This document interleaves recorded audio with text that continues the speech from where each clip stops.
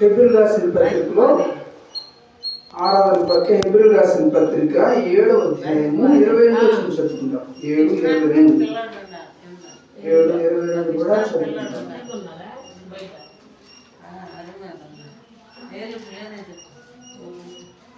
హెబ్రీయులకు రాసిన పత్రిక 7వ అధ్యాయము 22వ వచనం అందరూ కూడా కలిసి చదువుకుందాం. 7:22 వచనంలో ఈ విధంగా రాయబడి ఉంటుంది. కాబట్టి మనకు 7:22 వచనం చదువుకుంటే ఏం రాయబడుతుంది అంటే, మరి శ్రేష్టమైన నిబంధనకు పూట కాపాయను వారైతే ప్రమాణం లేకుండా యాజకులు అవుదురు కానీ అని రాయబడుతుంది. నీవు నిరంతరం యాజకుడు అయి ఉన్నావని ప్రభు ప్రమాణము చేసెను. ఆయన పశ్చాత్తాప పడడు అని ఈయనతో చెప్పిన వాని వలన ప్రమాణపూర్వకంగా యాజకుడు ఆయన అని రాయబడుతుంది. చిన్న ప్రార్థన చేసుకుంటాం ప్రభు సహాయం కొరకు. పరిశుద్ధుడైన తండ్రి, ప్రేమగల ప్రభా, కృప కలిగిన దేవా, నీకే వందనాలు, స్తోత్రాలు. మమ్మల్ని ప్రేమించి మా జీవితంలో మరి విశ్రాంతి దినమును ప్రభు దినమును ప్రభా మీరు మాకు అనుగ్రహించినందుకు వందనాలు, స్తోత్రాలు తండ్రి. ప్రభు దినంలో ఆత్మతో సత్యంతో ఆరాధించే కృప దయచేయండి ప్రభా. ఈ దినం ప్రభా మా గమనంలో తీసుకురాబోతున్నటువంటి ప్రభు శ్రేష్టమైన నిబంధన అనేటువంటి వర్తమానాన్ని బట్టి మీకు వందనాలు, స్తోత్రాలు తండ్రి. మీకు నిలబడి మీ దాసును నేనైతే బలహీనుడను నిష్ప్రయోజకుడైన దాసుని నేను మీరు ఒప్పుకుంటున్నాను తండ్రి. నన్ను పూర్తిగా ఖాళీ చేసి మేము నోటిపోరుగా వాడుకొని ప్రభా మీకు ఆత్మతో నింపండి ఆయన. మీరు నోటిపోరుగా వాడుకోండి ప్రభా. నాయన సహాయం చేయండి. మీరు ఏదైనా పైన అందిస్తే తప్ప నేనేమి కూడా మాట్లాడే నేను సహాయ దాసుడిని అని మీ ఎదుట నేను ఒప్పుకుంటున్నాను. పూర్తిగా ఖాళీ చేసి నా నోట మీ మాటలు ఉంచండి ప్రభా. మీరే మాట్లాడండి ప్రభా. అతను మీ ప్రజలకు కావాల్సినటువంటి మాటలు అందించి మహిమాకంతా ప్రభావాలు పొందండి. అలాగే మీ ఎలక్ట్రిసిటీ కరెంటును కూడా మీ చిత్తమైతే అనుగ్రహించండి ప్రభా. దయ చూపించమని ప్రభా. సంస్థాన్ని కూడా మీ చేతికి అప్పించుకుంటూ వేస్తున్నాము పెట్టుకుని ప్రార్థిస్తున్నాం తండ్రి. ఆమేన్. ఇంకా 2 రోజులు 3 రోజులు స్తంభాలు పెట్టుకునే సేవలు.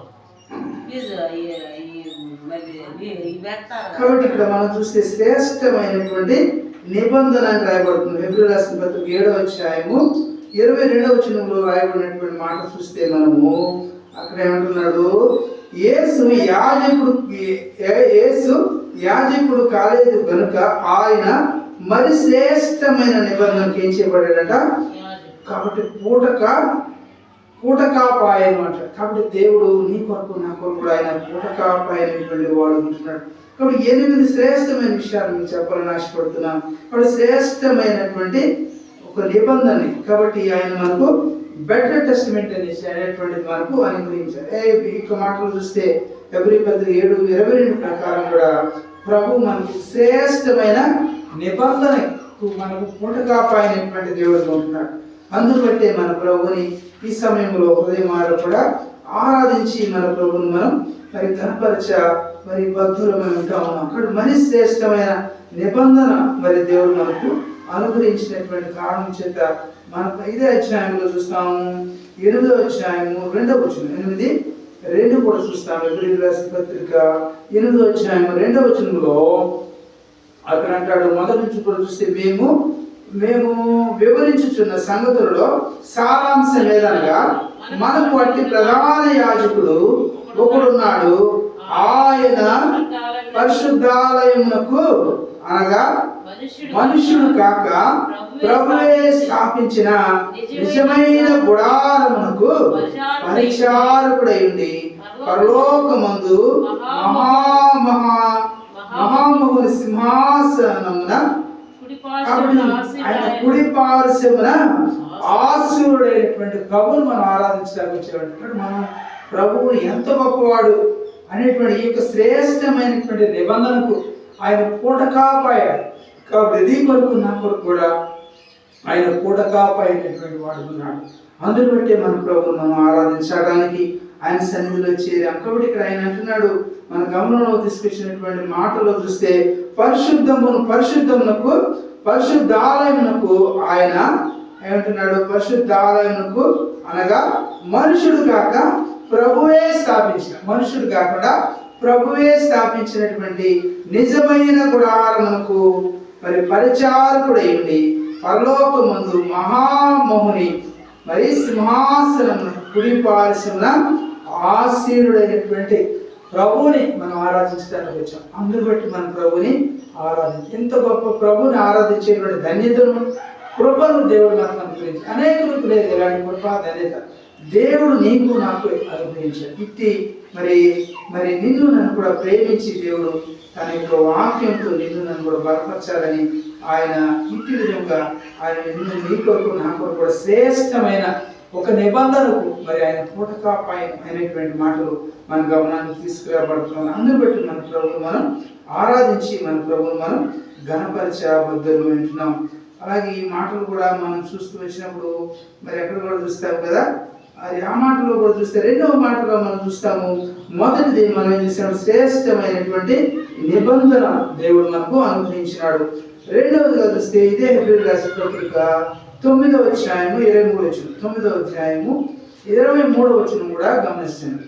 పరలోకమందున్న వాటిని పోలిన వస్తువులు ఇట్టి బలుల వలన శుద్ధి చేయబడవలసి ఉండెను కానీ పరలోక సంబంధమైన కాబట్టి పరలోక సంబంధమైనవి వీటి కంటే కాబట్టి పరలోక సంబంధమైనటువంటి ఎలాంటివంట వీటి కంటే కూడా కాబట్టి వీటి కంటేను శ్రేష్టమైన బలుల వలన శుద్ధి చేయబడవలసిందే అనమాట. కాబట్టి మరి రెండవదిగా మన గమనాన్ని తీసుకొస్తూ ప్రభు అంటున్నాడు, శ్రేష్టమైన బలిగా ప్రభు యేసుక్రీస్తు వారు నీ కొరకు నా కొరకు కూడా ఆయన అప్పగించుకున్నాడు. ఆయన నీ కొరకు నా కొరకు కూడా ఆయన ఆ యొక్క ఘోరమైన శిలువలో ఆయన తన్నుగానే అప్పగించుకునేటువంటి దేవుడు ఉంటున్నాడు. అందుని బట్టి మన ప్రభువును మనం ఆరాధించి మన ప్రభువును మనం ఘనపరచాలని దేవుడు కోరుకుంటున్నాడు. కాబట్టి రెండో తలంపులో మన గమనాన్ని తీసుకొచ్చినటువంటి మాట ఏంటంటే, శ్రేష్టమైన బలుల వలన శుద్ధి చేయబడవలసి ఉంది. కాబట్టి ప్రభు యేసుక్రీస్తు వారు నీ కొరకు నా కొరకు కూడా ఆయన బలిగా అర్పణముగా ఆయన అర్పించుకునేటువంటి దేవుడు ఉంటున్నాడు. అందుకనే సిలువలో బలి అయిన దేవుని గొర్రెపిల్ల విలువైన అనేటువంటి పాట చాలా ఆత్మీయమైనటువంటి పాటని మనం పాడుకోగలం. కాబట్టి మనకు ప్రభు చెప్తున్నటువంటి మాటలు మనం గమనిస్తే ఈ సమయంలో మరి ఆయన శ్రేష్టమైన బలులు మరి ఆయన నీ కొరకు నా కొరకు కూడా ఆయన బలిగా అర్పించబడేటువంటి దేవుడు ఉన్నాడు. కాబట్టి ఆయన మరి ఎక్కడ చూస్తే బెటర్ సాటిఫికేషన్ అని రాయబడుతుంది ఇంగ్లీష్లో చూస్తే. కాబట్టి శ్రేష్టమైనటువంటి బలి దేవుడు నీ కొరకు నా కొరకు కూడా అర్పించాడు. అందుని బట్టి మన ప్రభువుని మనం ఆరాధిస్తాం. ఎవరు అర్పిస్తారు? ఎవరి ప్రాణాన్ని ఎవరు కూడా అర్పించలేదు. అయితే ప్రభు యేసుక్రీస్తు వారు మానవాళి అందరికి కొరకు కూడా ఆయన ఒక్కడ మాత్రమే తన ప్రాణమును మరి త్యాగం చేసినాడు. ఆయన ప్రాణమును నీ కొరకు నా కొరకు కూడా ధారపోసినటువంటి దేవుడు ఉంటున్నాడు. అందును బట్టి ఈ మధ్యాహ్న కాల సమయంలో ఈ ప్రభు దినమున ప్రభుని ఆత్మతో సత్యంతో మనం ఆరాధించి ఆయన ఘనపరచబద్ధులమంటున్నాం. అందుకని ప్రభు యేసుక్రీస్తు వారు అన్నారు, వీటికంటే శ్రేష్టమైన బలుల వలన శుద్ధి చేయబడవలసి ఉంది. కాబట్టి శ్రేష్టమైనటువంటి బలిగా ప్రభు యేసుక్రీస్తు వారు నీ కొరకు నా కొరకు కూడా ఆయన అప్పగించబడ్డాడు. ఆ యొక్క శిలువలో ఆయన ఏ నేరం చేయలేదు, ఎలాంటి పాపం లేదు, ఆయనలో ఎలాంటి దోషం కూడా లేదు. అయితే ప్రభు యేసుక్రీస్తు వారు నీ కొరకు నా కొరకే ఆయన అర్పణముగా బలిగా అర్పించుకునేటువంటి దేవుడు ఉంటున్న కారణం చేతనే ఇటు రక్షణ దేవుడు మనకు అనుగ్రహించినాడు. అందును బట్టి మన ప్రభుని ఈ సమయంలో ఆరాధించి మన ప్రభుని మనం ఘనపరచ మరి బద్ధులమై ఉండాలని దేవుడు కోరుకుంటున్నాడు. కాబట్టి శ్రేష్టమైనటువంటి మరి బలి దేవుడు మనకు అర్పించినాడు. అందును బట్టి మన ప్రభుని మనం ఆరాధిస్తాం. మూడవ తలంపుగా చూస్తే మనము హెబ్రీయులకు రాసిన పత్రికలో 8వ అధ్యాయము 6వ వచనం, 8వ అధ్యాయము 6వ వచనం కూడా చదువుకుంటాం.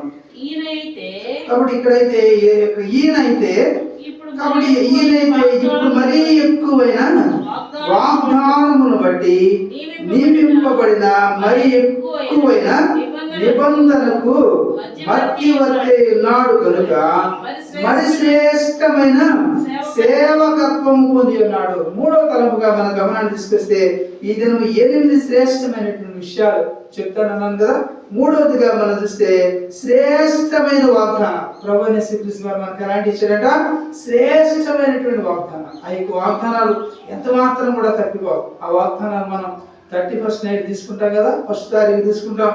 కాబట్టి ఇలాంటి వీరు ఇచ్చేటువంటి వాగ్దానాలు ఎలాంటి వాగ్దానాలు చూస్తే బెటర్ ప్రామిసెస్ అన్నమాట. Better promises. దేవుడు ఇచ్చినటువంటి వాగ్దానాలు ఎంతో శ్రేష్టమైనటువంటి వాగ్దానాలతో దేవుడు నిన్ను నన్ను కూడా పోషిస్తున్నాడు, రక్షిస్తున్నాడు, కాపాడుతున్నటువంటి దేవుడిని మనం ఆరాధించకుండా, స్తుతించకుండా మనం ఎలా ఉండగలుగుతాం? కాబట్టి ఈయన అయితే ఇక్కడ రాయబడినటువంటి మాటలు మనం చూస్తే ఈయన అయితే మరి ఎలాంటి మాట అన్నాడు? ఈయన అయితే ఇప్పుడు మరి ఎక్కువైన వాగ్దానాలను బట్టి. కాబట్టి మనకి ఎన్ని వాగ్దానాలు? ఎక్కువైనటువంటి వాగ్దానం. ఎన్ని వాగ్దానాలు? మనమైతే వాగ్దానాలు చేస్తామని కూడా నెరవేర్చలేం. ఆ వాగ్దానాలన్నీ కూడా మరి ఎగిరిపోతా ఉంటాయి. మరి ఈయన వాగ్దానాలు అలాంటివి. అయితే ప్రభువైన యేసుక్రీస్తు వారు చేసేటువంటి వాగ్దానాలు శ్రేష్టమైనటువంటి వాగ్దానం. ఆయన మాట ఇచ్చి నెరవేర్చేటువంటి దేవుడు. ఆయన అంటున్నాడు, మన గమనంలోకి తీసుకొస్తూ ఈ మాటలు ఈ సమయంలో ఆయన చెప్పేటువంటి మాటను మనం చూస్తే మరి ఎక్కువైన వాగ్దానమును బట్టి నియమింపబడిన మరి ఎక్కువైన నిబంధనకు మధ్యవర్తి ఉన్నటువంటి దేవుడు. ఆయన మధ్యవర్తిగా, నీకు నాకు కూడా మధ్యవర్తిగా ఆయన ఈ లోకంలోకి వచ్చినటువంటి దేవుడు ఉంటున్నాడు. కనుక మరి శ్రేష్టమైన సేవకత్వం పొంది ఉన్నాడు. మరి శ్రేష్టమైనటువంటి ఆయన మధ్యవర్తిగా ఉన్నాడు కనుకనే మరి శ్రేష్టమైనటువంటి మరి యాజకత్వం మరి పొందిన వాడుగా మన ప్రభువు ఉన్నాడు. అందుని బట్టి మన ప్రభువుని మనం ఆరాధించి మన ప్రభువుని మనం ఘనపరచబద్దులు అంటారు. కానీ ఏదో ఆరాధించడం, ఏదో ప్రార్థనకి వెళ్ళాం, ఆడేదో ప్రార్థన పెట్టారు, వీళ్ళేదో ప్రార్థన పెట్టారు, వెళ్ళామని మేము వచ్చామని కాదు. కానీ ఏమి నేర్చుకున్నాము, ఒక్క మాట అయినా మనం నేర్చుకున్నామా అనేటువంటిది మనం పరిశీలించుకోవాల్సిన వారు. ఇక్కడ మన దేవుడు ఎలాంటి దేవుడు అనేటువంటి మాటలు చూస్తే మూడవదిగా మన గమనానికి శ్రేష్టమైన వాగ్దానములతో దేవుడు నిన్ను నన్ను కూడా ఆయన పోషిస్తున్నాడు. ఆయన వాగ్దానములు మన పక్షంగా నెరవేరుస్తున్నాడు. కనుకనే నేటి వరకు మనం ఆయన వాగ్దానములు పొంది నీవు కూడా సురక్షితముగా మరి ఈ లోకంలో జీవిస్తున్నాం. అందుని బట్టి మన ప్రభువుని మనం ఆరాధించాలి. నిజంగా ఆయన ఇచ్చినటువంటి వాగ్దానాలు ఎంతో శ్రేష్టమైనవి. ఆ వాగ్దానాలు ఒక్కటి కూడా తప్పిపో. నా జీవితంలో ఈ నేటి వరకు కూడా తీసుకున్నటువంటి వాగ్దానాలు అన్నీ కూడా నెరవేరుతూ వచ్చినాయి. ఒక్క వాగ్దానం కూడా తప్పిపోలేదు. నిజంగా ఆయనకు వాగ్దానాలు అంత శ్రేష్టముగా ఆ వాగ్దానాలు నా జీవితంలో నెరవేరు. అలాగే మీ జీవితాల్లో కూడా నెరవేరాలంటే వాగ్దానం చేసినటువంటి దేవుడు, నమ్మదగినటువంటి దేవుడి మీద మనం ఏం చేయాలంట? నమ్మకం ఉంచాలి, విశ్వాసం ఉంచాలి కదా. విశ్వాసం లేకుండా దేవునికి ఇష్టం అసాధ్యం అంటే హెబ్రీ పత్రికలోనే. కాబట్టి నీ నా జీవితంలో విశ్వాసం ద్వారానే నీ కృపచేతనే రక్షించబడతాం. కానీ మన యొక్క మరి సొంత కార్యాలు, స్వకార్యాలు అంత మాత్రం కూడా రక్షించబడతాం. కానీ మూడో తలంపులో చూస్తే శ్రేష్టమైనటువంటి వాగ్దానాలు దేవుడు మనకి ఇచ్చినటువంటి కారణం చేత మన ప్రభువుని మనం ఆరాధించి మన ప్రభువుని మనం గణపరచబద్దులు వింటున్నాం. నాలుగవదిగా చూస్తే మన గమనంలో దానియేలు గ్రంథంలో 12వ అధ్యాయం 2, 3 వచనాలను కూడా చదువుకుంటాం. దానియేలు గ్రంథంలో కూడా ఒక మాట చూద్దాం. దానియేలు గ్రంథంలో చూడండి, ఈ మాటను కూడా 12వ అధ్యాయంలో 2, 3 వచనాలు చూస్తాము.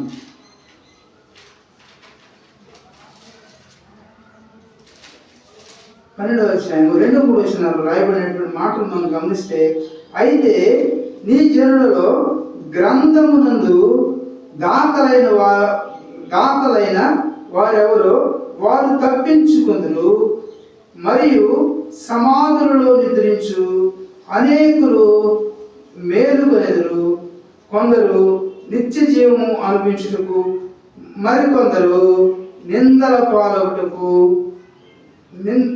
పాలగుటకును నిత్య జీవముగా హేయులకు కూడా మేలుకొందరు. కాబట్టి 4వ తలంపులో చూస్తే మరి శ్రేష్టమైనటువంటి మేలుకొలు. కాబట్టి నువ్వు ఈ మాట శ్రేష్టమైనటువంటి మేలుకొలుకుని దేవుడు నీకు నాకు కూడా ఇచ్చేటువంటి వాడు ఉంటున్నాడు. కాబట్టి ఎందుకు బట్టే మన ప్రభువును మనం ఆరాధించాలి. అందుకని అంటున్నాడు కదా. అందుకని అంటారు, అయితే ఈ మాటలు మనం చదువుకుంటాం. మనం మరి చక్కగా మన హృదయాలకు మనం అన్వయించుకుంటూ ఈ భాగంలో మనం చదువుకుంటే 2-3 వచనాల్లో ఏమని రాయబడుతున్నాయి? మరియు సమాధులలో నిద్రించు అనేకులు మేలుకొనెదరు. ఎప్పుడంట? సమాధులలో నిద్రించేటువంటి వారిని కూడా దేవుడు ఆయన మేలుకొల్పేటువంటి దినములు మరి ఉన్నాయన్నమాట. అందుకని అంటున్నాడు మేలుకొనెదరు, మరియు సమాధులలో నిద్రించి అనేకులు మేలుకొనెదరు. కొందరు ఎలాంటి వారు ఉంటారంట? వారిలో కొందరు నిత్య జీవమునకు, కాబట్టి నిత్య జీవము అనుభవించుటకు, కొందరైతే నిత్య జీవాన్ని అనుభవించడానికి, మరి కొందరైతే నిందల పాలకుడుకు నిత్య జీవముగా, కాబట్టి నిత్యముగా అంటే నిత్యముగా హేయులకుడు కూడా మేలు కొందరు. కాబట్టి ఈ 4వ తలంపులో చూస్తే ఆయన శ్రేష్టమైనటువంటి మేలుకొందు. కాబట్టి మరి ప్రభువైన యేసుక్రీస్తు వారు వచ్చినప్పుడు సమాధులు ఉన్నటువంటి వారందరూ కూడా లేపబడేటువంటి మేలుకొందు.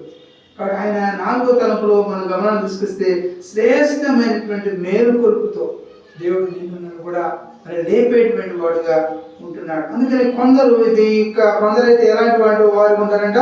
నిత్య జీవాన్ని అనుభవించుతారు. కొందరైతే ప్రభువునందు విశ్వాసం నుంచి ఆయన కొరకు ఈ లోకంలో జీవించినటువంటి వారికి దేవుడు ఏం చేస్తాడంట?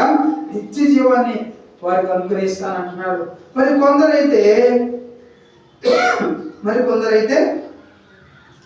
ఏం రాయబడుతుంది? కాబట్టి మరికొందరైతే నిందల పాలకుడుకు, మరికొందరు నిందల పాలకుడుకు నిత్యముగా మరి ఏం చేయబడతారంట? హేయముగా. అక్కడ రాయబడినటువంటి మాటలు మనం చూస్తే హేయులకుడుకు మేలుకొనెదరు అంటున్నాడు. అయితే 3వ వచనం చూస్తాం. బుద్ధిమంతులైతే ఆకాశ మండలంలోని జ్యోతులను పోలిన వారై ప్రకాశించెదరు. నీతి మార్గము అనుసరించి నడుచుకున్నట్లు ఎవరు అనేకులను త్రిప్పుదురో వారు నక్షత్రముల వలె నిరంతరం కూడా ప్రకాశిస్తారు కదా. ఎవరు అనేకులను త్రిప్పుతారు? కాబట్టి నా మటుకే నేను రక్షించబడ్డాను, నా కుమారుడు రక్షించబడ్డాడు, నా మరికి చాలు, నా భార్య రక్షించబడింది అని మరి అంతటితో మనం సరిపెట్టుకోవడం కాదు. కానీ దేవుని మాటలు ఎలా ఉన్నాయని మనం చూస్తే అనేకులను మనం ఏం చేయాలంట? అనేకులను త్రిప్పుదురు. వారు ఎలాంటి వారు ఉంటారంట? నక్షత్రముల వలె వారు నిరంతరం కూడా ప్రకాశిస్తారు. ఆకాశంలో ఉన్నటువంటి నక్షత్రాలు మనం రాత్రి సమయంలో చూస్తే ఎంత చక్కగా ప్రకాశిస్తూ ఉంటాయి, ఎంత మంచి ఎలుతురేస్తాయో, అలాగే అట్టి వారికి ఉంటారని దేవుని వాక్యం సెలవిస్తుంది. ఎలాంటి వారంట? బుద్ధిమంతులైతే. ఎవరంటే వీరు? బుద్ధిమంతులుగా మనం జీవిస్తే ఈ లోకంలో దేవుడు ఇచ్చిన ఆయుష్కాల జీవితంలో మరి నీవు నేను దూరం నుండి దగ్గర నుండి వింటున్న ప్రియ సహోదరుడు సహోదరి, వాక్యంలో ఉన్నటువంటి మాటలు మనకి ఏం తెలియపరుస్తున్నాయి అని మనం గమనిస్తే, బుద్ధిమంతులైతే ఆకాశ మండలంలోనే జ్యోతులను పోలిన వారే ప్రకాశిస్తారు అని దేవుని వాక్యం సెలవిస్తాం. కాబట్టి నా జీవితంలో దేవుడు నీకు నాకు కూడా ఇలాంటి భాగ్యాన్ని ప్రభు నాకు కూడా అనుగ్రహించు ప్రభు అని మన ప్రభుని మనం వేడుకోవాల్సిన వారు అంటున్నాం. కాబట్టి వారు ఎలాంటి వారు ఉంటారని దేవుని వాక్యం సెలవిస్తున్న ఆకాశ మండలంలోని జ్యోతులను పోలిన వారే ప్రకాశిస్తారు. జ్యోతులను పోలి నీవు కూడా ప్రకాశించేటువంటి వారిగా దేవుడు నిన్ను నన్ను కూడా ఉంచాలని దేవుడు ఆశపడుతున్నాడు. అందును బట్టి మన ప్రభుని ఈ సమయంలో హృదయమార కూడా ఆరాధించి మన ప్రభుని మనం మరి ఘనపరచాలి. కాబట్టి ఆయన నిన్ను నన్ను కూడా మేలుకొలుపుతాడు. శ్రేష్టమైన మేలుకొలుపు. ఎలాంటి మేలుకొలుపు అంట? శ్రేష్టమైనటువంటి మేలుకొలుపుతో మరి దేవుడు మరి అనేకులు, అందుకనే ఆయన త్రిప్పుతారు అని ఆయన రాయబడుతున్నటువంటి మాట. కొందరైతే నిందల పాలకుడుకు నిత్యం కూడా హేయులకుడుకు మేలుకుంటారు. కాబట్టి నా జీవితంలో మనం నిందల పాలవడం దేవుడికి ఇష్టం లేదు కనుకనే దేవుడు నిన్ను నన్ను కూడా రక్షించినాడు. శ్రేష్టమైనటువంటి మేలుకొలుపును దేవుడు నీకు నాకు కూడా అనుగ్రహించినాడు. అందును బట్టే మన ప్రభుని మా ధ్యాన కాల సమయంలో హృదయం కూడా ఆరాధించి మన ప్రభుని మనం ఘనపరచబద్దులు వింటున్నాం. 5వ తలంపు చూస్తాము. హెబ్రీయులకు రాసిన పత్రికలో 7వ అధ్యాయము 19వ వచనం. హెబ్రీయులకు రాసిన పత్రిక 7:19 కూడా చదువుకుంటాము. అపోస్తలుడైన పౌలు గారు హెబ్రీ సంఘానికి రాస్తూ ఈ మాటలు కూడా చూస్తాము. 7వ అధ్యాయము 19వ వాక్యం చూస్తే ఇక్కడ రాయబడుతున్నటువంటి మాటలు మనం గమనిస్తూ వచ్చినప్పుడు ఇవన్నీ కలిసి ఉన్నాయి. 18-19 ఇక్కడ కలిసి చదువుకుంటాం. ఆ ధర్మశాస్త్రము దేనికి సంపూర్ణ సిద్ధి కలుగజేయలేదు కనుక ముందు ఇవ్వబడిన ఆజ్ఞ బలహీనమైనందునను నిష్ప్రయోజనమైనందునను అది నివారణ చేయబడి ఉన్నది. మరి అంతకంటే కాబట్టి అంతకంటే శ్రేష్టమైన నిరీక్షణ దాని వెంట ప్రవేశపెట్టబడిను. దీని ద్వారా దేవుని యొద్దకు మనము చేరుచున్నామని రేపటి. కాబట్టి దేవుని యొద్దకు వాళ్ళు చేరడానికి దేవుడు మనకి ఏమి ఇచ్చాడంట? కాబట్టి మరి శ్రేష్టమైన నిరీక్షణ దేవుడు మనకి ఇచ్చాడు. కాబట్టి ఎంత శ్రేష్టమైన దేవుడు మనకు అనుగ్రహించాడు చూసారా? మనమైతే శ్రేష్టమైన దేవునికి ఇస్తామా? అయితే దేవుడు మన ఎడల తనకున్నటువంటి ప్రేమను బట్టి, తనకున్నటువంటి జాలిని బట్టి, కరుణ బట్టి దేవుడు తనను ప్రేమించేటువంటి వారికి, అందుకే హెబ్రీ పత్రికలో ఉంటుంది కదా 10:20 ఏముంటుంది? దేవుని ప్రేమించే వారికి కనుక ఆయన సంకల్పం చొప్పున పిలువబడిన వారికి మేలు కలుగుడికి సమస్తము కూడా సమకూడి జరుగుతున్నవని రాయబడుతూ ఉంటుంది. కాబట్టి దేవుని ప్రేమించేటువంటి వారు ఎందరైతే ఉంటారో వారందరికీ కూడా దేవుడు సమస్తాన్ని కూడా మేలు కలగటానికి ఆయన కలుగు చేసేటువంటి దేవుడు ఉంటున్నాడు. అందుని బట్టి మన ప్రభువును మనం ఆరాధించి మన ప్రభువును మనం కనపరచబోతున్నాం. ఇప్పుడు 4వ తలం 5వ తలంపులు చూస్తే శ్రేష్టమైనటువంటి నిరీక్షని, కాబట్టి బెటర్ హోప్, కాబట్టి బెటర్ హోప్ దేవుడు మనకు అనుగ్రహించిన. అందుని బట్టి మన ప్రభువును మనం ఆరాధించాలి. కాబట్టి దేవుడు అనేకులకి నిరీక్షణ లేదు, అయితే దేవుడు నీకు నాకు కూడా ఒక నిరీక్షణ ఇచ్చాడు. ప్రభు అనే శ్రీకృష్ణ వారు ఈ లోకం విడిస్తే నీవు నేను కూడా ఆయనతో కూడా సదాకాలం ఆ పరలోక రాజ్యంలో, ఆయన ఇచ్చే రాజ్యంలో యుగయుగములు కూడా ఉండేటువంటి భాగ్యం దేవుడు నీకు నాకు కూడా అనుగ్రహించిన. అందుని బట్టి మన ప్రభువును మనం ఆరాధించి మన ప్రభువును మనం కనపరచ బద్ధులమై ఉంటున్నాం. కాబట్టి అంతకంటే శ్రేష్టమైన నిరీక్షణ దాన్ని బట్టి దాని వెంట మరి ప్రవేశపెట్టినటువంటి దేవుడు ఉంటున్నాడు. అందుని బట్టి మన ప్రభువును మనం ఆరాధించి మన ప్రభువును మనం ఘనపరిచి మరి ఆయన మనం కీర్తించ బద్ధులమై ఉంటున్నాం. అలాగే హెబ్రీ పత్రికలోని 6వ అధ్యాయము 17-18 వచనాలు కూడా చూస్తాం. 6వ అధ్యాయము 17-18 వచనాలు గమనిస్తే కాబట్టి ఈ విధముగా దేవుడు తన సంకల్పము నిశ్చలమైనదని ఆ యొక్క వాగ్దానముకు వారసులైన వారికి మరి నిశ్చయముగా కనుపరచవలని ఉద్దేశించిన వాడై కాబట్టి తాను అబద్ధమాడజాలని నిశ్చలమైనటువంటి 2 సంగతులను బట్టి మన ఎదుట ఉంచబడిన నిరీక్షణను చేపట్టుటకు శరణాగతులమైన మనకు బలమైన ధైర్యం కలుగునట్లు ప్రమాణము చేసిన వాగ్దానము దృఢపరిచే. కాబట్టి ప్రభువు యేసుక్రీస్తు వారు మన కొరకే బలమైనటువంటి వాగ్దానం, ఈ వాగ్దానాలు తేలికైనటువంటివి కాదు, బలమైనటువంటి వాగ్దానాన్ని దేవుడు నీ కొరకు కూడా నా కొరకు కూడా ఆయన ఇచ్చినటువంటి దేవుడు ఉంటున్నాడు. అందుని బట్టి మన ప్రభువును మనం ఆరాధించాలి. ఎందుకు ఆరాధించాలని మనం చూసినప్పుడు శ్రేష్టమైనటువంటి నిరీక్షణ దేవుడు మనకి ఇచ్చినాడు. ఆ కింద భాగంలో కూడా, కింద వచ్చిన కూడా చదివితే అక్కడ ఏం రాయబడుతున్నది? మనం చదివినటువంటి భాగంలో 19వ వచనం, ఈ నిరీక్షణ మన ఆత్మకు. కాబట్టి 6వ అధ్యాయము 19వ ఈ నిరీక్షణ, కాబట్టి ఈ నిరీక్షణ నిశ్చలమును స్థిరమును, కాబట్టి మన ఆత్మకు, కాబట్టి మన ఆత్మకు లంగరు వలె ఉన్నది అంటున్నాడు. కాబట్టి ఈ యొక్క నిరీక్షణ ఎలాంటి బలమైనదో, ఒక లంగరేస్తారు చూసారా, ఒక పడవ నీటిలో మరి ఉన్నప్పుడు ఆ పడవని ఆ యొక్క బోటు అటు ఇటు కూడా మరి జరగకుండా వెళ్ళిపోకుండా ఒక లంగర్ని వేస్తారు. ఆ లంగర్ని చక్క వేసినప్పుడు అది ఎంత మాత్రం కూడా అటు ఇటు పోదు, ఇంకక్కడే నిశ్చలంగా ఉంటుంది అనమాట. అలాగే ప్రభు యేసుక్రీస్తు వారు కూడా మరి ఇక్కడ చెప్పినటువంటి మాటలు మనం గమనిస్తే ఈ నిరీక్షణ మన ఆత్మకు నిశ్చలమును స్థిరముగా ఉంటుంది. మన ఆత్మకు ఈ నిరీక్షణ మనకు స్థిరమైనటువంటి నిరీక్షణ దేవుడు మనకి ఇచ్చినాడు. అందుని బట్టి మన ప్రభువును మనం ఈనాడు ఆరాధించగలుగుతున్నాం. కాబట్టి ఆయన అంటున్నాడు మరి నిరీక్షణ ఆత్మకు ఎలా ఉంటుందంట? మరి నిశ్చలమును స్థిరమును తెర లోపల ప్రవేశించవలనేది లంగరు వలె ఉన్నది అంటున్నాడు. కాబట్టి ఒక పడవకేసేటువంటి లంగరు ఏ విధంగా ఉంటుంది, ఆ బోటుకి అటు ఇటు కూడా కదలకుండా అట్లాంటి నిశ్చలమైనటువంటి నిరీక్షణ దేవుడు నీకు నాకు కూడా అనుగ్రహించిన శ్రేష్టమైన నిరీక్షణ. అందుని బట్టి మన ప్రభువును మనం ఆరాధించాలి. కాబట్టి మనకెంత మాత్రం కూడా అవిశ్వాసం ఉండవసరం లేదు. కాబట్టి దేవుడు నీకు నాకు కూడా మరి ఎలాంటి నిరీక్షణ ఇచ్చాడంట? శ్రేష్టమైన నిరీక్షణ దేవుడు మనకు అనుగ్రహించినాడు. అందును బట్టి మన ప్రభుని ఈ సమయంలో మనం ఆరాధించి మన ప్రభుని మనం ఘనపరిచబద్దులమంటున్నాం. మరి వేగంగా మనం వెళ్ళిపోదాం. ఇదే హెబ్రీ పత్రిక 10వ అధ్యాయం 34 వచనం చదువుతాం. 10:34 చదువుకుంటే ఈ మాటలు కూడా మనం గమనిస్తాము. 10:34 వచనంలో కాబట్టి ఇక్కడ ఉంటుంది, ఎలాగనగా మీరు ఖైదులో ఉన్న వారిని కరుణించి మీకు మరి శ్రేష్టమైన, కాబట్టి మరి శ్రేష్టమైనది స్థిరమైనదినైన స్వాస్యము ఉన్నదని ఎరిగి మీ యొక్క ఆస్తి కోల్పోవుటకు కాబట్టి సంతోషముగా ఒప్పుకుంటుంది అంటున్నారు. కాబట్టి ప్రభువు యేసుక్రీస్తు వారు మరి 5-6వ తలంపులో చూస్తే శ్రేష్టమైనటువంటి స్వాస్యం, మనకి ఎలాంటి స్వాస్యం ఇచ్చారంటే పరలోకంలో శ్రేష్టమైనటువంటి స్వాస్యం. ఆ స్వాస్యం ఎవరు కూడా దొంగిలించలేరు, ఎవరు కూడా అపహరించలేరండి. కాబట్టి ప్రభువు యేసుక్రీస్తు వారు ఇచ్చేవన్నీ కూడా శ్రేష్టమైనటువంటివి.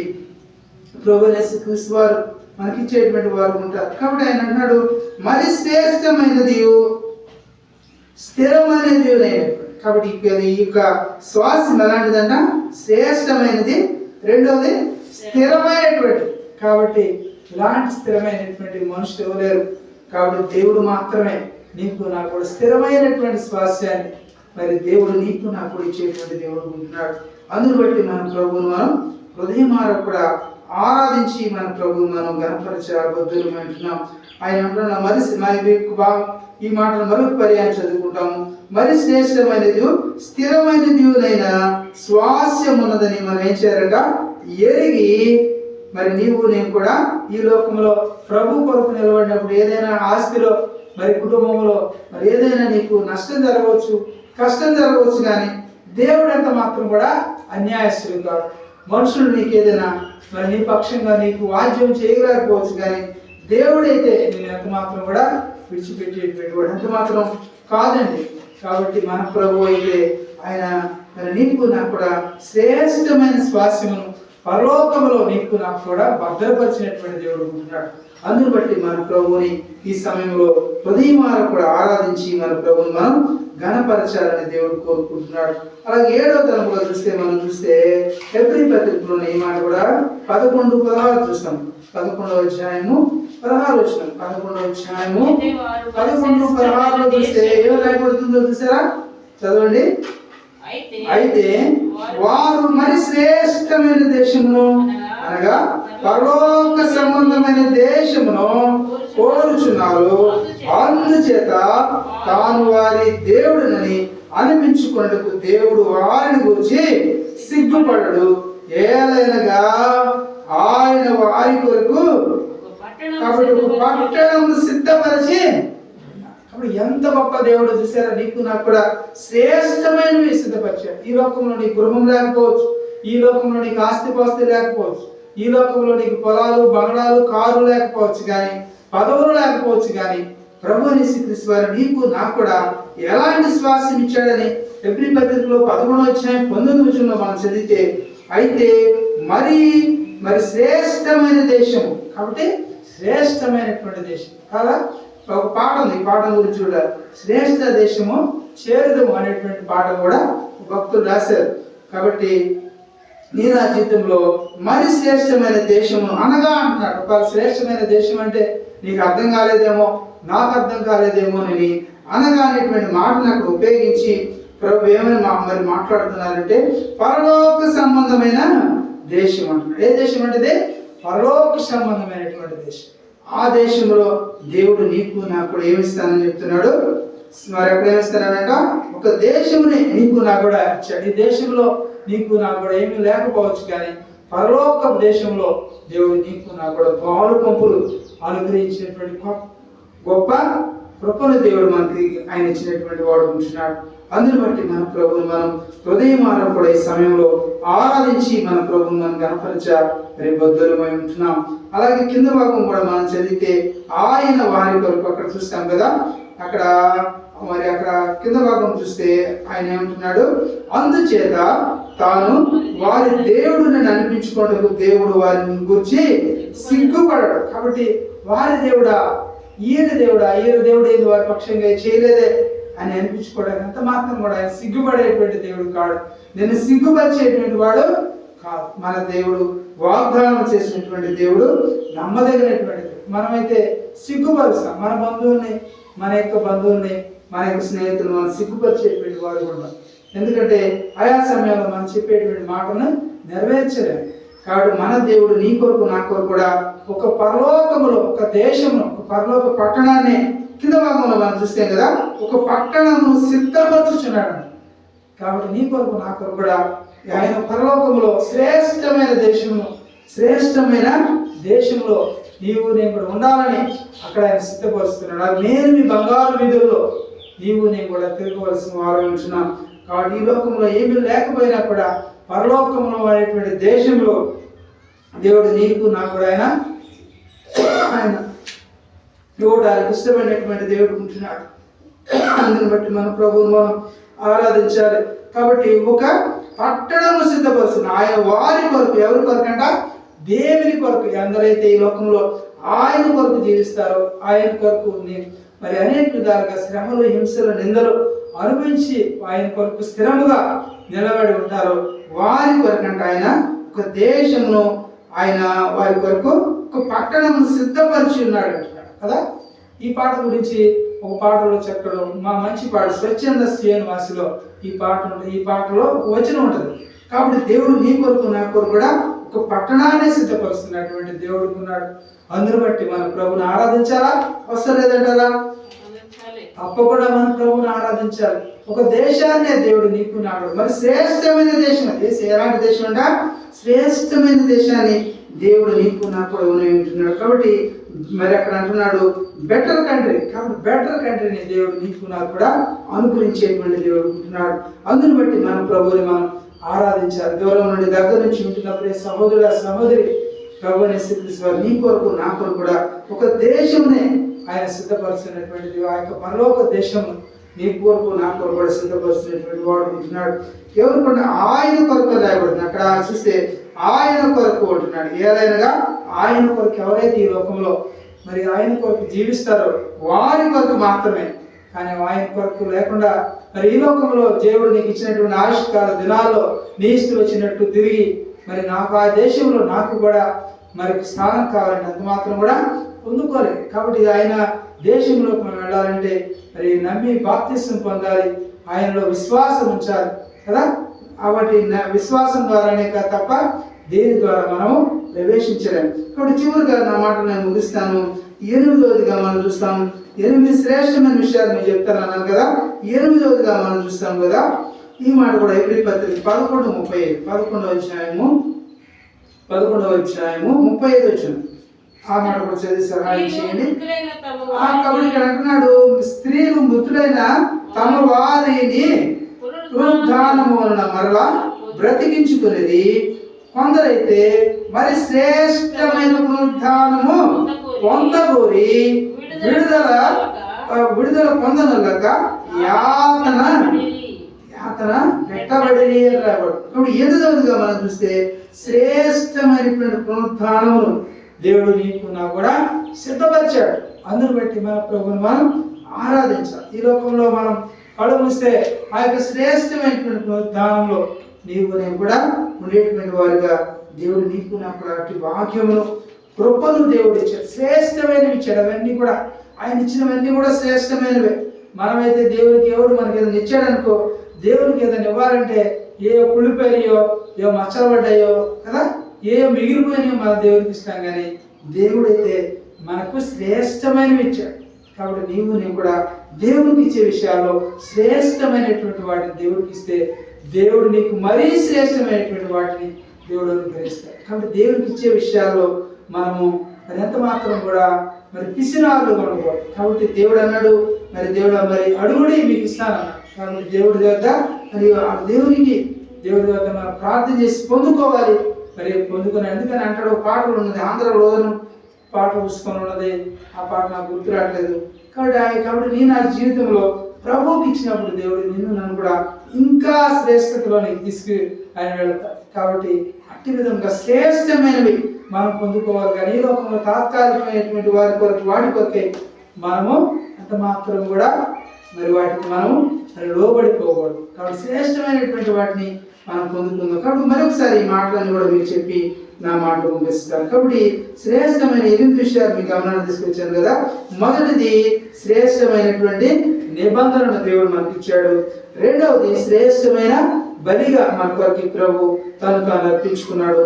మూడవదిగా శ్రేష్టమైనటువంటి వాగ్దానాలు దేవుడు మనకు అనుగ్రహించినాడు. నాలుగవది శ్రేష్టమైనటువంటి మేల్కొలుపు దేవుడు మనకి ఇచ్చినటువంటి వాడు ఉన్నాడు. ఐదవది చూస్తే శ్రేష్టమైన నిరీక్షణ దేవుడు మనకి ఇచ్చాడు. ఆరో తలపులో చూస్తే శ్రేష్టమైనటువంటి స్వాస్యమును దేవుడు మనకి ఇచ్చినటువంటి వాడు ఉన్నాడు. ఏడవ తలపు చూస్తే శ్రేష్టమైనటువంటి ఆ యొక్క పరలోక దేశంలో దేవుడు మన కొరకు సిద్ధపరుస్తున్నటువంటి వాడు ఉన్నాడు. 8వ విషయంలో మనం చూస్తే శ్రేష్టమైనటువంటి పునరుద్ధానమును దేవుడు మనకి ఇచ్చేటువంటి వాడు ఉంటున్నాడు. అందును బట్టి మన ప్రభుని ఈ సమయంలో హృదయమార్గం ఆరాధించి మన ప్రభుని మనం గణపరచుదాం. ఇప్పుడు కొంత సమయం మనం ఆరాధనలో గడుపుతాం.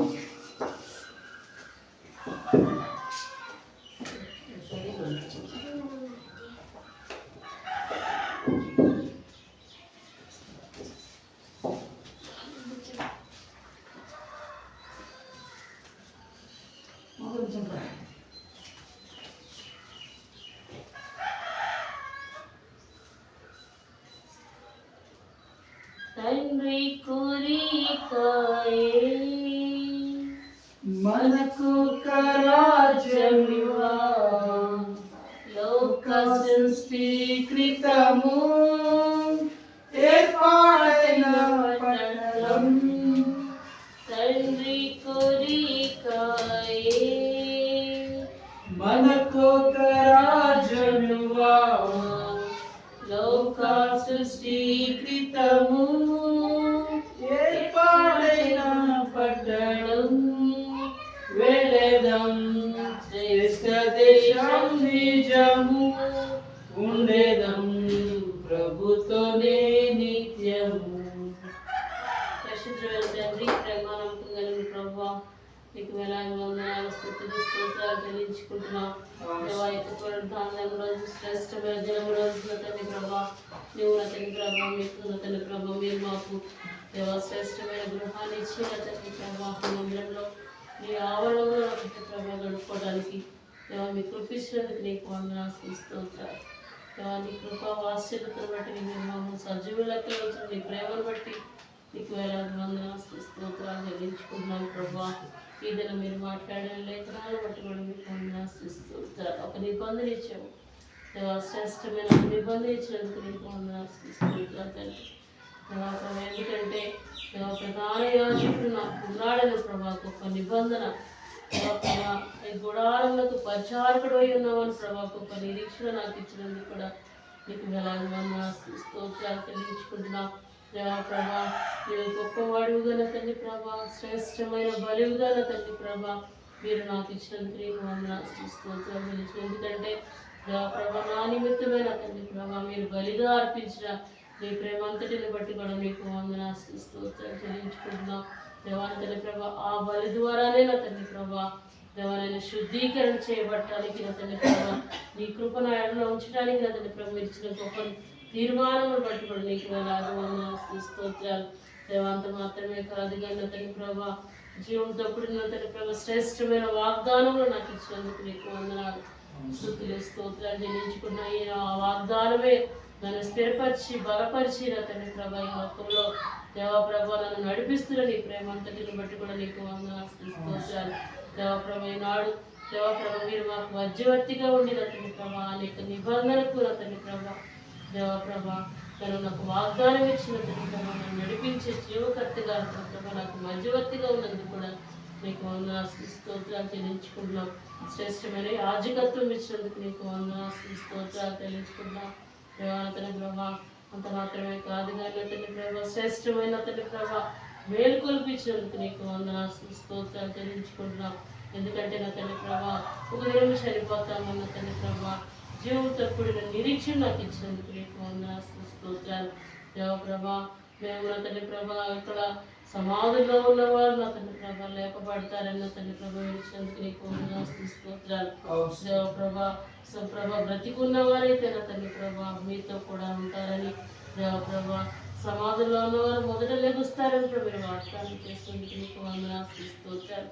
దేవ ప్రభా ఆకాశంలో జ్యోతుల వల్లే ఉంటారని ప్రభు మీరు ఇచ్చిన వాగ్దానంలో బట్టి నీకు వందనాలు. దేవ ప్రభా శ్రేష్టమైన కృప నాకు ఇచ్చినందుకు నీకు వందనాలు స్తోత్రాలు. దేవ ప్రభా అవును తండ్రి ప్రభా అంత మాత్రమే కాదు కానీ తండ్రి ప్రభా దేవ ప్రభా శ్రేష్టమైన స్వాస్థ్యం నాకు ఇచ్చినందుకు నీకు వందనాలు స్తోత్రాలు. స్వాస్థ్యం తండ్రి ప్రభా ఈనాడు దేవ ప్రభా అవును ప్రభా మీ బిడ్డలుగా తండ్రి ప్రభా తండ్రి అబ్బా అని నన్ను పిలుచుకోవడానికి నా తండ్రి ప్రభా మీరు నాకు పంపించినందుకు నీకు వందనాలు స్తోత్రాలు. ఇంత గొప్ప స్వాస్థ్యం నాకు ఇచ్చినందుకు నీకు వందనాలు స్తోత్రాలు తెలుసుకుంటున్నాం. దేవా అంత మాత్రమే కాదు కానీ తండ్రి ప్రభా ఒక పరలోక పట్టణాన్ని నా తండ్రి ప్రభా ఒక దేశాన్ని దేవా నా కొరకు నిర్మించిన తండ్రి ప్రభా ఆ యొక్క దేశంలో ఆ యొక్క రాజ్యంలో నా తండ్రి ప్రభా నేను కూడా మీతో కూడా ఉంటానని దేవా ప్రభా శ్రేష్టమైన దేశంలో ఇచ్చినందుకు నీకు వందనాలు. దేవా స్తోత్రాలు తెలుసుకుంటున్నాం. దేవ ప్రభా అంత మాత్రమే కాదు కానీ తండ్రి ప్రభా శ్రేష్టమైన పునరుద్ధారణ తండ్రి ప్రభా మీరు నా నిమిత్తము తిరిగి లేచారు. దేవా ఆ యొక్క పరలోక పట్టణానికి వెళ్ళారు నా తండ్రి ప్రభా నేను కూడా ఒక దినము లేచి నీతో కూడా ఉండాలని పునరుద్ధారాన్ని నా తండ్రి ప్రభా నాకు ఇచ్చినందుకు నీకు వందనాలు. ఇంత శ్రేష్టతను నా తండ్రి ప్రభా నాకు ఇచ్చినందుకు నీకు వందనాలు స్తోత్రాలు. నా నిమిత్తమే కదా నా తండ్రి ప్రభా మీరు బలిగా అర్పించినందుకు నీకు వందనాలు. మరలా తిరిగి లేచిన నీ పునరుద్ధానాన్ని బట్టి కూడా నీకు వందనాలు. ప్రభు ఒక దినము నీతో కూడా ఉంటారని జీవంతో కూడా నిరీక్షణలకు ఇచ్చినందుకు కూడా నీకు వేలాది వందనాలు స్తుతులు స్తోత్రాలు నిర్ణయించుకుంటూ నేను పరిశీలన చేసుకుని యోగ్యంగా తన ప్రభు మీకు బలలో చేసే భాగ్యం నాకు దయచేసినందుకు కూడా నీకు వేలాది వందనాలు స్తోత్రాలు నిర్ణయించుకుంటూ యేసు యొక్క ఉన్నతమైన నామంలో ప్రార్థించి అడిగి వేడుకొంచున్నాను తండ్రి. ఆమేన్.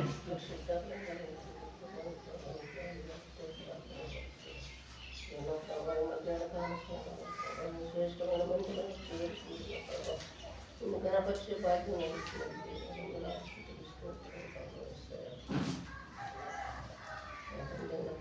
పాటల ద్వారా నాయన నీ వాక్యం ద్వారా నా ప్రభావం ఇంతవరకు నడిపొచ్చారయ్యా. ప్రతి ఒక్క బిడ్డను ఆశీర్వదించండి పంపించండి.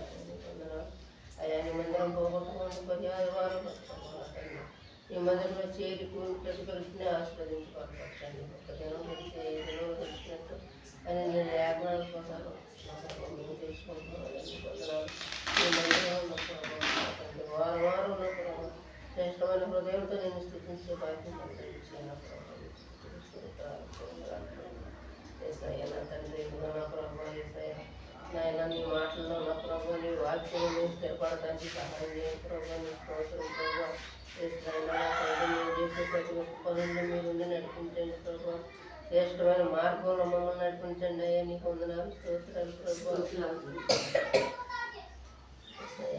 ఇది నమ్మిన బిడ్డను ఎడవను ఎడబాయనన్నావు అయ్యా నీకు వందనాలన్నా ప్రభావ. దావీదు కుమారుడా మమ్మల్ని దాటిపోకుండా నా ప్రభావ మమ్మల్ని ఆశీర్వదించి బలపరచండి నాయన నీకు వందనాలు ప్రభావ. అయ్యా నా తండ్రి ఏసయ్యా నా తండ్రి ఎక్కడైతే ఎవరు ఏ అవసరాలతో నా ప్రభావ నిన్ను స్తుతించి మహిమపరుస్తున్నారో ప్రభావ అటు బిడ్డలందరినీ జ్ఞాపకం తెచ్చుకున్నావు తండ్రి నీ వందనాలు స్తోత్రాలు నా ప్రభావ. మా నాయన మా సంఘాన్ని జ్ఞాపకం తెచ్చుకో ప్రభావ. ఈ సంఘంలో నా ప్రభావ చేరుకున్న ప్రతి ఒక్క బిడ్డని చిన్న మందను ఆశీర్వదించి పెద్ద మందగా ఆశీర్వదించండి నాయన నీ వందనాలు స్తోత్రాలు ప్రభావ. ఇస్తాను చేతికి పోయిన మందని నా ప్రభావ కూడపరచండి ప్రభావ నీ వందనాలు స్తోత్రాలు. ఒకరి మనసు మార్చండి ప్రభావ నీకు వందనాలు నా ప్రభావ. శ్రేష్టంగా నా ప్రభావ మళ్ళీ మందిరాన్ని నడిపించండి అయ్యా నీకు వందనాలు స్తోత్రాలు ప్రభావ. అయ్యా నువ్వు చేసిన మేలు ఉపకారాలు నా ప్రభావ మర్చిపోకుండా నా ప్రభావ. అయ్యా మా హృదయాల్లో లెక్కింపు చేసుకున్నాం ప్రభావ నా తండ్రి నిన్ను గణపరిచే భాగ్యం మాకు దయచేయను ఆయన నీకు వందనాలు స్తోత్రాలు ప్రభావ. అయ్యా నాయన నా తండ్రి ఎస్ఐయా నాయన నువ్వు ఏ మేలు చేయకపోతే మేము ఎందుకు పనికిరాని వారు అవుతాం ప్రభావ నీ వందనాలు ప్రభావ. అయ్యా మా ఆస్తులు మా మాటలు మా నా ప్రభావ ఎస్ఐయా మా ఆలోచనలు వేరు ప్రభావ. అయ్యా మా ధైర్యం వేరు ప్రభావ నీ వందనాలు స్తోత్రాలు ప్రభావ. నువ్వు లేని ఎందుకు పనికిరావు నాయన ఏవేవో ఆలోచిస్తాం ప్రభావ. అయ్యా ఏవేవో గెలపొస్తాం కానీ నా ప్రభావ. అయ్యా నీ వాక్యంలో నా ప్రభావ మర్మముందని ఆయన నీకు వందనాలు స్తోత్రాలు ప్రభావ. నీకు లోబడటకు మాకు సహాయం చేయ ప్రభావ. నీకు వందనాలు స్తోత్రాలు ప్రభావ. మా శక్తి మా బలం ఎక్కువ పనికిరాదు ప్రభావ. నీకు వందనాలు నా ప్రభావ స్తోత్రాలు. విశేషమైన శక్తి మాకు కావాలి ప్రభావ. విశేషమైన మార్గం మాకు కావాలి ప్రభావ. అయ్యా నీకు వందనాలు స్తోత్రాలు ప్రభావ. శ్రేష్టంగా నేను స్తుతించే శక్తి మాకు దయచేయి ప్రభావ. అయ్యా నీకు స్తోత్రాలు తండ్రి. అయ్యా నా ప్రభా యథార్థంతో నా ప్రభా యథార్థంగా నా ప్రభా నేను గణపరిచే భాగ్యం దయచేయి ప్రభా. అంతరాన్ని దౌర్భాగ్యరాలు ప్రభా నీచురాలు ప్రభా. అయ్యా ఈ నీచురాలు నా ప్రభా నిన్ను స్థుతించే దాన్ని ఇచ్చావంటే నా ప్రభా. నీకు వందనాలు ఇచ్చిందన్నదే ప్రభా. ఇస్తున్నాయని నీకు వందనాలు ప్రభా. నాకైతే రక్షణ ఇచ్చావు ప్రభా. రక్షణ మార్గంలో నిలిచావు ప్రభా.